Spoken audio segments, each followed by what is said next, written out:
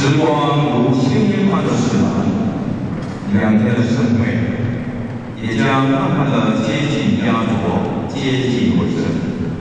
我们珍惜这次难得相聚的相约，我们团聚在一起听课，在一起用餐，如此的场面多么的壮观，如此的融合多么的温馨。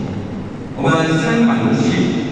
也深感了殊胜，我们感恩在此承蒙前人给儿师们辛苦的时间开始，让新一部学们解开了多少迷思和疑惑，更深深的体会到前人们道道守遗的至诚已在自觉觉察的理念当中生根了。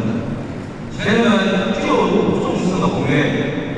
已在慈悲喜舍岁月里面开花了，前人们牺牲奉献的圣德，在艰苦卓绝的歌声当中结果。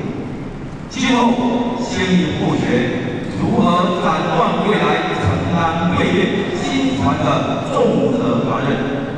在下面的这一节课里面，我们恭请中华民国永安道总会理事长，也就是我们南新单位。 大家长，所要生产的大家长。